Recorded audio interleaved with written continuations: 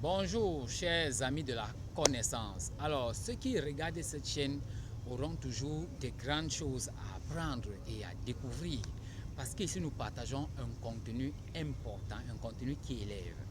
Savez-vous que il y a des plantes qui sont bien pour l'alimentation, mais donc la transformation d'énergie qu'ils font et la manière dont ils orientent les énergies vers nous est telle que si nous les gardons à l'entrée, c'est-à-dire devant la maison, ces plantes nous sont plutôt néfastes. Le savez-vous? Eh bien, il y a des plantes du genre. Nous prendrons ici un exemple, ou bien deux, par exemple. Oui, ok. Il y a des plantes qu'il ne faut pas planter ou s'aimer ou cultiver dans votre cour, c'est-à-dire devant votre concession. Il faut plutôt soit les semer, les cultiver loin de votre concession, soit plutôt il faut les cultiver à l'arrière de votre concession.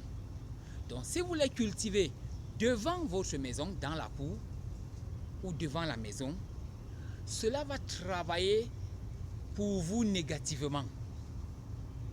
Parce qu'il faut savoir qu'il y a une interaction entre nous, les humains, et tout ce qui nous entoure, tranquille. Il y a toujours de l'interaction.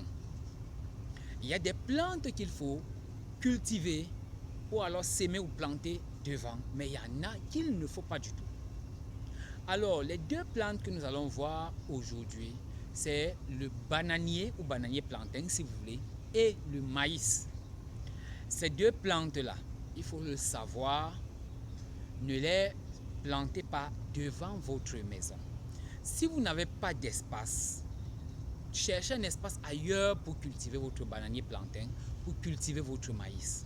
Si vous le cultivez à l'entrée, chers amis, sachez que, même si vous ne pensez pas en souffrir directement, sachez qu'ils sont tels que, si vous avez un bonheur d'un degré, d'un certain niveau, il est que vous auriez pu en avoir un peu plus.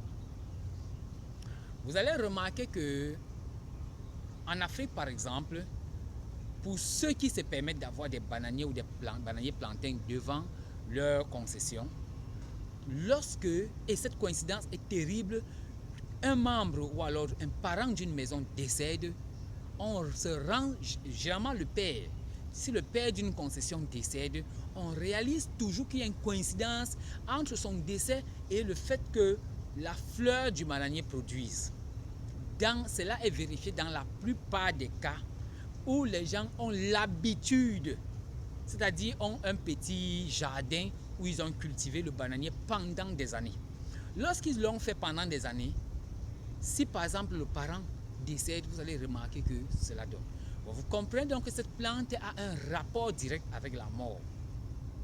Bien que son fruit soit très important, bien que sa fleur soit un grand remède également pour le cœur et consort, mais alors il y a un très grand, j'ai dit le bananier plantain, il y a un très grand rapport entre lui et la mort. Il faut le planter à l'arrière de la concession ou dans le champ. Mais lorsque vous le mettez devant, il tue les vibrations de l'environnement. Il attire plus ce qui n'est pas bien pour vous. La pauvreté, par exemple, il favorise que l'argent n'entre pas, par exemple, dans vos poches. Il en est de même pour le maïs. Vous voyez? Éviter de cultiver parce qu'il y a des gens qui disent non, j'ai pas assez de terrain, oh comment je vais avoir la cour comme ça, je vais laisser pour aller encore, oh vraiment de Dieu, c'est la période où il faut cultiver le maïs, je vais exporter. Oui, généralement entre guillemets les pauvres ont cette habitude de penser qu'il faut à tout prix qu'ils exploitent cet espace, mais en fait ils sont en train de se mettre le doigt dans l'œil. Cet espace, vous pouvez en faire un joli jardin. Quand vous plantez des roses, cela apporte des bonnes vibrations. Quand vous plantez par exemple cet arbre sur lequel les gens cueillent, on appelle ça comment là, je suis en train d'oublier un nom là, vous voyez, c'est les rameaux, voilà, le rameau, vous pouvez planter le rameau là, ça apporte des bonnes vibrations, le papayer, tout ça, des choses, le manguier, tout ça. Mais si vous pensez seulement que vous allez mettre à tout prix votre maïs parce que vous savez cultiver et vous aimez beaucoup cultiver le maïs, sachez que vous êtes en train de vous pénaliser par la même occasion. C'est des plantes qui tuent les vibrations, c'est des plantes qui apportent des vibrations qui ne sont pas profitables d'un certain point de vue. Bien entendu, toutes les plantes ont des côtés médicinaux, leur côté médicinal. Ne pensez pas que lorsque nous disons comme ça veut dire que l'huile essentielle du maïs ne traite plus. Que nous sommes en train de dire que le maïs n'est pas un bon aliment. Ce n'est pas ce qu'on a dit. Mais seulement lorsque l'huile est vivant, il consomme beaucoup d'énergie qui pourrait